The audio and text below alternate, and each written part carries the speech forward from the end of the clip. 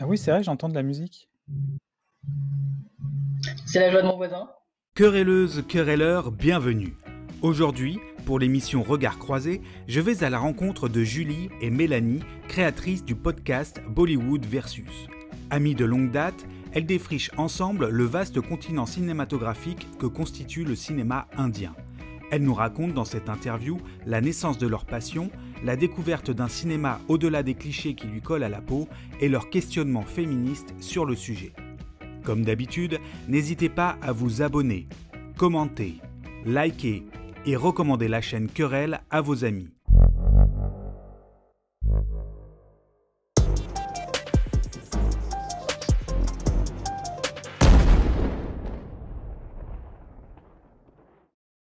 Est-ce que vous vous souvenez de votre tout premier podcast, en fait, de Bollywood Versus? C'était Tugs of Hindostan. Voilà, La c'était Pirates des partie, Caraïbes. Pirates des Caraïbes, Assassin's Creed, Black Flag.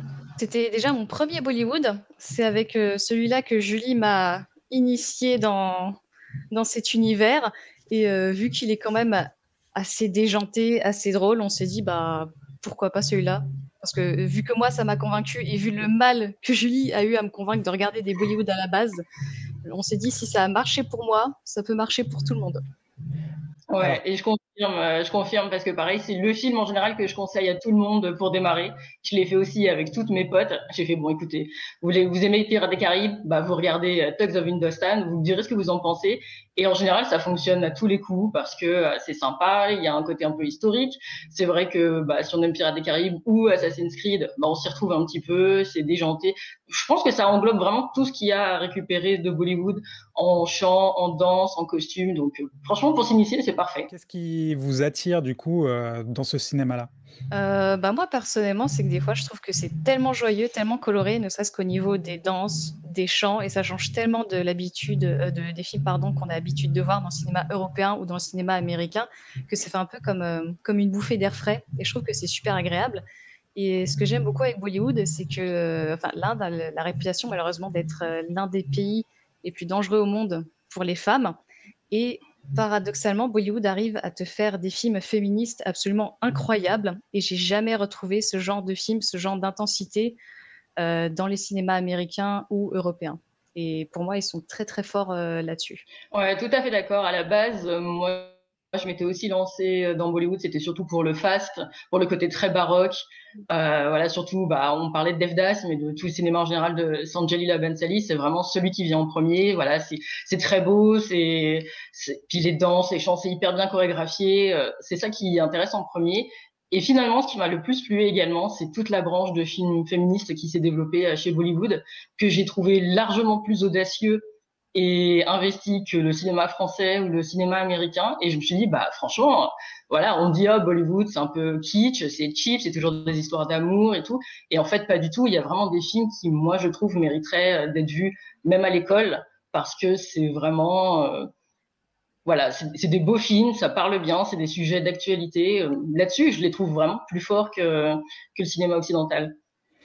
Et qu'est-ce qui expliquerait, en fait, ce contraste entre la réalité des faits, encore une civilisation très patriarcale et un cinéma complètement ouvert? C'est une bonne question, mais je pense qu'il y a pas mal de films indépendants. Par exemple, il y a le film Pink qui traite du viol et de la culture du viol. Il me semble que c'est un film qui est plus indépendant et qui rentre pas parmi les grands réalisateurs comme Sanjay Leela Bhansali qui sont très célèbres. Et je pense que ces films-là sont plus le fait d'artistes, de réalisateurs et réalisatrices plus indépendants. Et je reprends un autre exemple, c'est Lipstick Under My Burqa qui traite de la vie de 4 femmes et qui a été même censurée dans son propre pays puisque les codes étaient un peu brisés. On voit des scènes de sexe, ce genre de choses qu'on n'a pas du tout l'habitude de voir en temps normal. Il y a un côté un peu paradoxal dans Bollywood parce que il y a cette branche-là, effectivement, qui est indépendante et qui est très engagée, mais finalement, tout le cinéma grand public est complètement dans l'aspect patriarcal. Vraiment, il y a des films, même s'ils sont pas sympathiques à regarder, c'est assez compliqué parce que le sexisme, il est hyper présent, la violence domestique ou gratuite envers les enfants ou les femmes, c'est totalement banalisé, le mariage arrangé, ça fait partie de la culture, c'est banalisé, même de voir encore des systèmes de dot alors que c'est censé être interdit. Et voilà, il y a vraiment une branche, comme le dit Mélanie, ouais, je pense qu'elle est indépendante et c'est celle qui essaye un peu d'élargir la vision du public, mais c'est assez difficile parce que vraiment c'est encore très très ancré dans une grosse partie, surtout les comédies, toute la partie comédie de Bollywood est vraiment encore ancrée dans des valeurs un peu archaïques. On peut pas nier que ça a une grande puissance en Inde, le cinéma, c'est quand même le média le plus populaire, j'ai l'impression. Ah oui, oui, et puis en fait, c'est même carrément un support politique. La politique est hyper investie dans le cinéma, ceux qui vont jouer sur les financements, qui vont jouer sur le choix des acteurs, sur la communication, et on le voit totalement, il y a du cinéma, c'est de la pure propagande, généralement pour de la religion, pour des partis politiques, pour essayer de minimiser les faits. Je pense à Uttar Punjab, qui voulait dénoncer le système de la drogue dans le Punjab, et où on leur a carrément demandé de retirer le mot du Punjab pour dire non, c'est pas chez nous, il se passe pas ça, ou regardez, on fait ci, on fait ça. Et il y a des films, c'est vraiment des super bons supports de propagande. Donc, ouais. Cette branche indépendante, comment elle fait pour émerger? Vous connaissez un peu les structures ou... Je pense qu'elle émerge parce que des fois, il y a des têtes d'affiche. Je reprends toujours l'exemple de Pink parce que c'est un film qui nous a toutes les deux beaucoup marqué. Mais dans le rôle-titre, on retrouve Amitabh Bachchan, qui est un des plus grands acteurs de Bollywood, qui fait partie d'une famille très très puissante. D'ailleurs, son fils et sa femme sont acteurs et actrices également. Et je pense que ces films-là, ils émergent aussi grâce aux têtes d'affiche. Ouais, totalement. Il y a aussi des personnalités qui sont hyper investies, comme Deepika Padukone, qui est une féministe accomplie et qui s'affirme en tant que telle. Et c'est elle aussi qui décide un peu des films dans lesquels elle veut être, qu'elle veut mettre en avant, les messages qu'elle veut faire passer. Donc ça passe aussi à travers les stars, la possibilité de faire sortir des films comme ça. C'est ça, en Inde, le star system est encore quelque chose de très présent et de primordial. Est-ce qu'on connaît plus les stars que les réalisateurs, par exemple? Ça, je me rends pas très compte. Franchement, je pense. Parce que si on prend Sanjay Leela Bhansali, celui qui a réalisé entre autres Devdas, je pense que lui, il passe dans le game. Hein. Ouais, et concrètement, c'est vraiment quand même les acteurs qui font venir en salle. Il y a vraiment le succès de certains films repose uniquement sur une tête d'affiche et pas du tout sur ce qu'il peut y avoir dedans ou son contenu. Vraiment, non, le star system est hyper présent, hyper important. Et puis, on le voit bien, il y a beaucoup aussi, ce qui est dénoncé, c'est le népotisme. Beaucoup, voilà, on retrouve tout le temps les mêmes noms. Et on sait, en fait, ils sont tous une seule grande famille. Et je veux dire, si vous entendez le mot Kapoor, ils sont 50 millions dans le cinéma à s'appeler Kapoor parce qu'ils sont tous de la même branche, tous de la même famille. Donc, non, ça pèse très, très lourd. Donc, le système de caste marche également au cinéma, en fait. Ouais. Ah, totalement. Hein. Ils se pistonnent tous les uns les autres. Il y en a qui émergent des fois qui viennent de grandes familles et tu te rends compte qu'ils sont là juste à cause de leur nom et que le talent, il n'est pas là en fait. Ah clairement, finalement, il sert de figure aujourd'hui, c'est le très grand classique Shah Rukh Khan, qui lui venait vraiment de nulle part, qui n'avait aucune famille, rien. C'était vraiment, il était tout en bas de l'échelle sociale et il est arrivé tout en haut, à être presque le roi de Bollywood. C'est un des rares exemples, mais sinon, c'est clair que c'est un cercle fermé, quoi. C'est très endogame comme système. Justement, pour ce comédien en particulier, est-ce que du coup, c'est lui-même tend la main à d'autres ou pareil, il s'est fait embrigader dans ce système de caste et il reste dans un entre-soi? Je sais pas trop, mais étant donné qu'il est très proche d'un gars qui est producteur, réalisateur, acteur, qui s'appelle Karan Johar et qui lui est très connu pour son népotisme. D'accord, ça se rejoint. Ouais, surtout que je suis pas sûre qu'il fasse émerger vraiment grand monde parce que comme lui déjà attire énormément l'attention sur sa personne, généralement les films tournent beaucoup autour de lui. À la limite, il a une héroïne qui lui sert d'acolyte, mais bon, c'est juste une héroïne et en général c'est lui, c'est toujours lui. On peut pas vraiment mettre grand monde à côté parce qu'il prend toute la lumière, il va prendre tout l'espace. Donc je suis pas super sûre qu'il arrive à sortir des gens. Pourquoi la semaine d'avant il n'y avait pas de podcast et pourquoi tout à coup il y en avait un? Qu'est-ce qui a été l'impulsion? Là, il faut qu'on parle de ce film, il faut qu'on y aille, il faut qu'on parle de Bollywood. Je t'en prie, Julie, vas-y. Ok. Pourquoi déjà parce que, alors à un moment donné, donc moi Bollywood ça fait très longtemps que je connais, j'avais mis en pause pendant quelques temps et puis je m'y suis remise et puis j'étais toute seule, j'avais personne avec qui partager et puis quand j'ai réussi à convaincre Mélanie et qu'elle est rentrée dans l'univers, j'étais super contente. Et à ce moment-là, c'est vrai que moi, pareil, je suis auditrice de beaucoup de podcasts. Et pour le fun, avec Mélanie, on s'était dit, tiens, viens, on en fait, mais juste pour nous, on fait des épisodes marrants, parce que moi, j'habite très loin d'elle, donc du coup, je prends très souvent le train. Et je m'étais dit, tiens, ça pourrait être marrant de nous écouter, nous, quand on fait des trajets, tout ça. Et donc, on s'était lancé comme ça, pour rigoler, en faisant des épisodes chez Mélanie, on en avait fait 3-4. Et puis, je sais pas, arrive 2020, Mélanie me dit, allez, viens, chiche, on met nos épisodes en ligne pour de vrai. Je lui dis, OK, mais on va tout refaire à zéro. Ça peut pas sortir comme ça. Je veux qu'on ait un vrai nom, une vraie vignette, un vrai concept, parce que en l'état, c'est pas possible.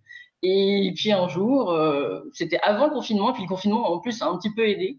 On s'est dit, allez, c'est l'occasion ou jamais, on y va, on se lance, et puis, c'est parti.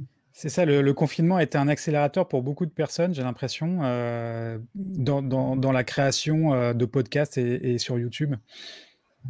Et toi, Mélanie, du coup, tu t'es tombée dans le Bollywood récemment?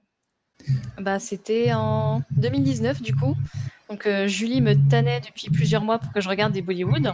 Et vu que je suis quelqu'un de très têtu et difficile à convaincre, je disais non, ça ne m'intéresse pas. Et un jour, j'ai regardé Tugs of Hindostan. Je me dis ouais, c'était sympa et tout ça. Et quelques mois plus tard, j'ai passé un week-end chez Julie qui m'a refait voir un autre Bollywood. C'était Houseful 3. Et elle m'a présenté entre guillemets Shah Rukh Khan. Et je suis tombée en plein dedans. En plus, elle est adorable parce qu'elle m'avait fait une liste par catégorie de plein de films qui étaient intéressants. Une catégorie de films féministes, films historiques, films comiques. Et du coup, j'ai fait plusieurs films de toutes ces listes. Et puis après est venue l'idée du podcast. Alors moi, ça remonte il y a facilement 10 ans. Et effectivement, c'était bien via une amie commune, en fait, à Mélanie et moi, puisqu'on se connaît depuis très très longtemps. Enfin, ça fait 15 ans qu'on se connaît d'ailleurs. Et cette amie commune, en fait, était tombée dans l'univers Bollywood et elle aussi, elle cherchait des gens à essayer d'endoctriner comme ça. Et puis elle nous dit, il y a un film super bien, il faut que je vous montre juste la fin. Et elle nous met Devdas. Donc Mélanie était là, mais elle s'en souvient absolument pas. Hein. C'est pour dire si Bollywood l'avait marqué à l'époque. Et elle nous montre Devdas, donc le grand classique Bollywood, et c'était marrant, elle nous montre la fin, et je vois cette fin qui est hyper connue, qui est tragique, mais qui est absolument magnifique, et là je me dis, ah ouais, quand même, ça a l'air intéressant, passe-moi le DVD, et du coup j'ai regardé tout le film Devdas, et je me suis dit, ok, je pars là-dedans, et donc moi c'est via cette première amie qui, elle, du coup, me conseillait aussi. Et donc voilà, petite transmission au fil des années. Vous recherchiez quelque chose de différent de ce que vous regardiez d'habitude, ce que vous disiez en substance au début, parce que ça s'appelle Versus, mais on a l'impression que c'est un peu versus Hollywood. Quelles sont les différences fondamentales selon vous et le plaisir que ça vous apporte? Les codes sont vraiment pas les mêmes en fait. Moi je trouve qu'il y a vraiment une grosse différence de code où là où au départ dans Hollywood ça va être quand même assez sérieux, même quand tu fais de la comédie, ils ont envie d'un certain réalisme. En Inde, à Bollywood, le réalisme, la gravité, ça n'existe pas. C'est pas important, en fait. C'est pour ça qu'on voit souvent, on se moque un peu, on se dit, oh là là, il y a la voiture, elle roule, elle vole, le mec, il sort, il attrape quelqu'un, le cheval, il passe en dessous. Et tu te dis, mais c'est n'importe quoi. Mais eux, c'est leur code à eux, ça les fait rire. Et c'est vrai qu'au début, c'est hyper déstabilisant. Tu te dis, mais ça ressemble à de la parodie. Et au bout d'un moment, tu finis par t'approprier ce genre de code et tu finis par adhérer aussi. Et là-dessus, c'est très différent. Déjà, il y a tout le système aussi de chant et de danse, des clips musicaux en plein milieu des films. C'est pas quelque chose qu'on va voir voir dans du cinéma américain où, en général, on aura plutôt une musique de fond qui va accompagner une scène, voilà, pour rendre le truc un peu plus triste ou un peu plus joyeux. Là, on a le droit carrément à un clip TV presque. Et généralement, c'est même les parties les plus travaillées dans Bollywood. Les clips sont hyper importants. Les chorégraphies, c'est au millimètre près. Le décor doit être au millimètre près. Il y a beaucoup de monde en général sur les plateaux. Donc voilà, c'est vraiment tous les codes sont assez différents et c'est ça qui est plutôt intéressant. Puis c'est de s'ouvrir à notre culture aussi. Enfin, tout est différent finalement. À quel degré, en fait, vous avez infusé dans la culture indienne? Est-ce que vous allez voir l'histoire, la sociologie, etc., pour comprendre les tenants et les aboutissants des films? Ouais, en général, c'est vrai que quand on tombe sur un film historique ou un film de société, on essaye toujours un petit peu d'approfondir nos recherches. Alors, c'est jamais des recherches qui durent des heures et des heures, parce qu'avec nos boulots respectifs, on n'a pas toujours le temps. On essaie quand même un minimum de se renseigner sur la période et voir ce qui s'est réellement passé, puisque comme l'a dit Julie tout à l'heure, souvent dans les films, on a des petits messages de propagande et ils modifient quelque peu l'effet historique. Donc, on essaye vraiment de comparer ça avec la réalité des faits pour mieux comprendre le film. Et quelles sont vos sources, du coup, pour faire ça? Très honnêtement, c'est Internet. D'accord. Un peu de tout. En général, un peu comme tout le monde, on va commencer par Wikipédia pour essayer de dégrossir au maximum ce qu'il y a. Les pages en anglais, parce qu'en français, sinon c'est vide. Il vaut mieux aller regarder les sources en anglais. Et après, en général, les différents journaux indiens, puisque l'anglais là-bas est très présent quand même. Donc, du coup, c'est assez facile d'accéder à des ressources. On se retrouve pas avec des trucs qui sont en hindi, et là, c'est un peu dommage pour nous. Donc voilà, tout ce qui va être journaux ou d'autres critiques ciné qui auront peut-être travaillé ou cherché un peu dessus à notre place. Voilà, on essaie d'aller chercher un maximum de sources pour quand même dire quelque chose de cohérent. Enfin, de toute façon, c'est dans notre façon de travailler déjà de tous les jours dans nos boulots respectifs. Donc Alors, il y a une autre chose, c'est le cliché qu'on peut avoir quand on ne connaît pas trop le cinéma indien. C'est le même cliché que pourraient avoir les Indiens qui connaissent pas trop le cinéma français ou européen en général. En fait, on fait une globalisation comme ça, on dit le cinéma indien, mais finalement, le cinéma européen, il y a l'Allemagne, la France, l'Espagne, l'Italie, etc. Et je suppose que l'Inde, c'est un vaste pays avec des cultures différentes d'un bout à l'autre. Comment vous appréhendez tous ces cinémas-là, du coup? Pour l'instant, on reste concentré que sur Bollywood. Moi-même, j'avoue, je ne sais pas si c'est le cas pour toi, Julie, mais j'ai regardé que des Bollywood pour l'instant. Je n'ai pas regardé de Kollywood ou de Tollywood, mais je pense qu'un jour, je le ferai, ne serait-ce que pour comparer les différents cinémas, voir si c'est la même culture, est-ce qu'il y a toujours des chants, des danses, est-ce que c'est les mêmes thèmes qui sont traités ou pas. Mais c'est vrai que c'est quelque chose que j'aimerais bien faire, un de ces quatre. Ouais, ce qu'il faut comprendre, c'est que l'Inde, effectivement, il y a énormément de régions, enfin c'est même des États d'ailleurs, et globalement, en vrai, il y a à peu près 200 dialectes différents sur le territoire et 5 grandes langues officielles.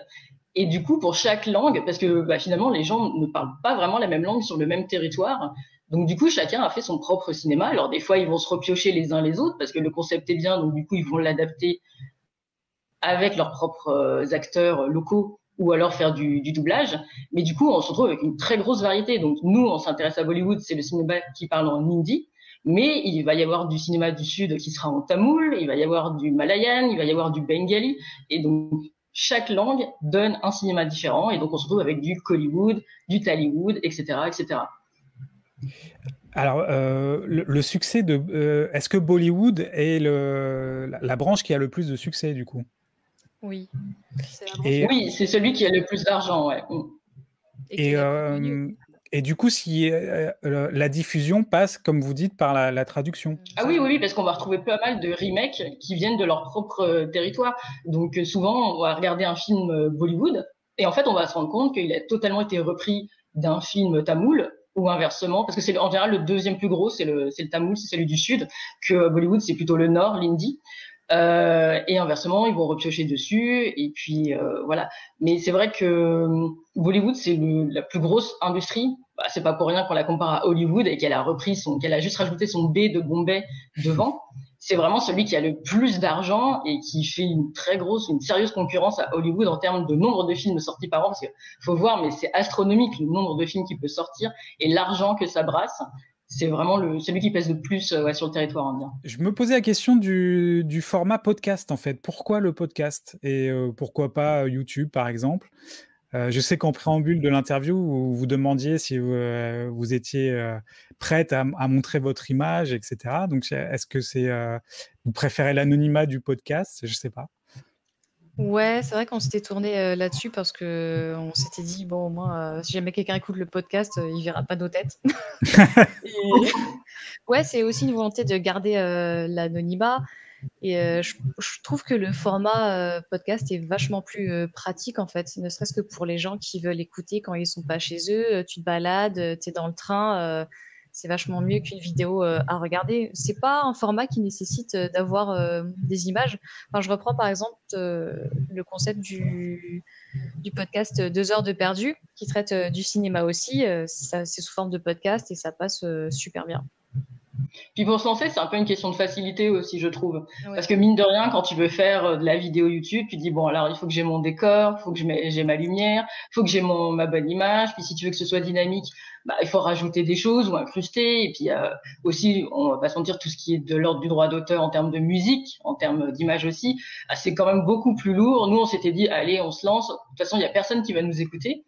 Et on s'est dit, bon, à pire, ça fera des épisodes pour nous. Nous, on continuera de les écouter pour quand on voyage. Et en fait, ça a quand même bien fonctionné. Mais le podcast, ça reste quand même quelque chose de niche. À part quand tu arrives à avoir le succès d'un 2 heures de perdu qui finit au Bataclan, concrètement, ça reste des cibles qui sont plus petites. C'est sûr que c'est pas comme sur YouTube où si d'un seul coup tu arrives à percer, tu montes et les gens vont aller plus facilement dessus. Donc c'est aussi un peu plus simple à gérer, on va dire, d'un point de vue perso, de temps, de mise en place, de matériel, etc. Il n'y a aucun podcast français, en fait, sur Bollywood. Et non, mais voilà, il y a très, très peu de sites aussi qui en répertorient ou qui faisaient un peu la critique. Et moi, quand j'étais toute seule, et déjà que c'est moi qui aidais Mélanie à trouver, bon, quand t'es dans le vaste univers de Bollywood et que t'es là, bon, qu'est-ce que je regarde, qu'est-ce que je fais? Quand les films, ils durent 2h30, 3h, tu te dis, bon, j'aimerais quand même bien me lancer sur quelque chose qui vaut un peu le coup. Et du coup, j'étais là, qui peut m'aider? Et je voulais trouver un podcast et il y en avait pas, même pas anglophone.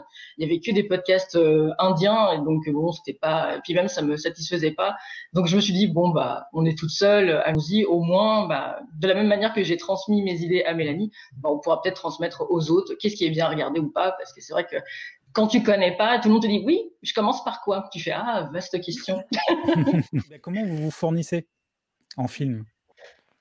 On regarde principalement sur Ain2Zan, qui est un site qui répertorie tous les films du cinéma indien, quasiment, il n'y a pas que l'hindi. Et sinon, il y a le groupe Facebook French Bolly Dream, elles sont super, elles font des traductions avec des sous-titres en français, donc ça, c'est top. Et il y a aussi le site Bollystream, si je dis pas de bêtises. Ouais. Donc, et ça, c'est bien. Là, on est sûr de trouver le film avec des sous-titres. Ah, mais ça, c'est bien parce que encore c'est aujourd'hui. Aujourd'hui, c'est vrai qu'on peut partager ces films-là. Moi, il y a 10 ans, le streaming, ça n'existait pas en fait. Donc, voilà. Et Mega Upload, à cette période-là, en plus, a disparu, alors que c'était la plateforme sur laquelle tout le monde essayait de voir des films, même si ça coupait au bout d'1h30, qu'il fallait attendre 1 heure. Et c'était la catastrophe. Bollywood, c'était pas, ça circulait pas. Il y avait qu'un endroit où se fournir quand on était sur la région parisienne, c'était d'aller dans le quartier indien, du côté de Gare du Nord, dans les boutiques où t'as tout un tas de DVD pas chers. Bon, avec des traductions un peu à la Google Trad, mais au début, c'était un peu ça. Ça fait un peu marché noir parce que tu veux un DVD Bollywood. Mais aujourd'hui, c'est quand même beaucoup plus simple et beaucoup plus accessible. Donc ça, c'est vraiment super cool. Et est-ce que, du coup, vous avez des notions d'hindi? Pas du tout. Alors, on a retenu quelques mots au fil des films, mais c'est tout. Genre, on peut dire Q, Kia, Olvida, voilà. Sinon, on n'a absolument aucune notion d'hindi. C'est juste, des fois, on retient des mots qui sont répétés dans les films au fur et à mesure. Du coup, on se dit, tiens, ça veut dire ça, ça veut dire ça. Et sinon, non, c'est marrant parce que c'est vrai qu'à force d'écouter, quand même, tu retiens un peu certaines structures. Et il y a des moments où, même sans sous-titres, tu peux deviner à peu près ce qui se dit au fur et à mesure. Ça entraîne un petit peu.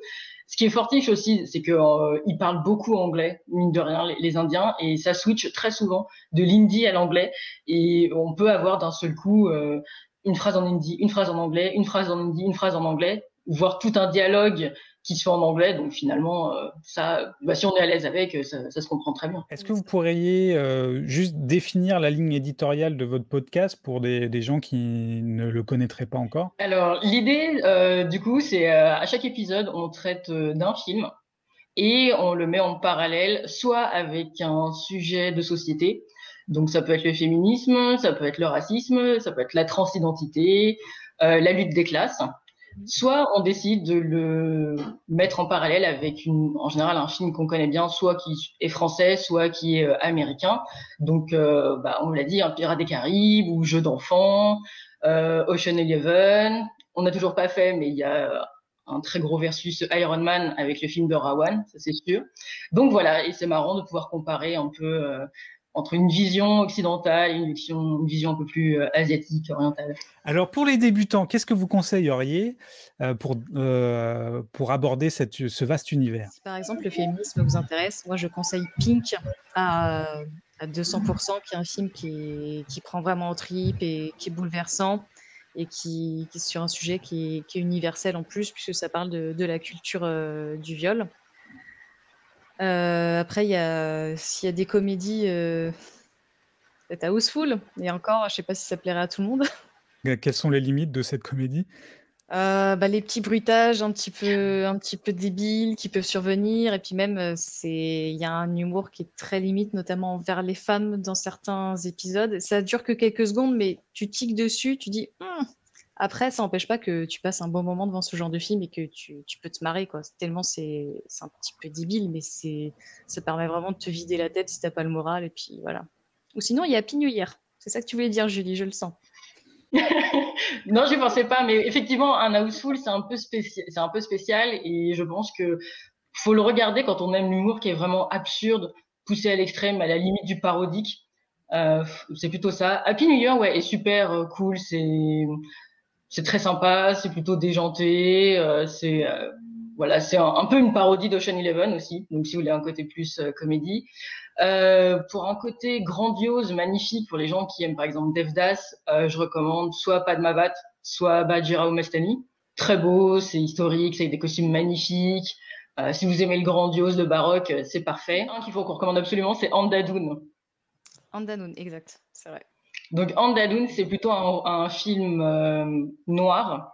Ça se rapproche plus d'un cinéma pour le coup un peu occidental. C'est super bien fait. Le pitch, il est tout simple. C'est un gars qui est aveugle, mais qui va être le témoin d'un meurtre. Et à partir de là, je vous laisse voir un peu comment ça va se dérouler. Mais la façon dont c'est filmé surtout est génialissime. Et ça va vous surprendre. Et c'est le genre de film où finalement tu n'es pas passif devant ton écran. Tu fais partie du théâtre qui se passe dans le film.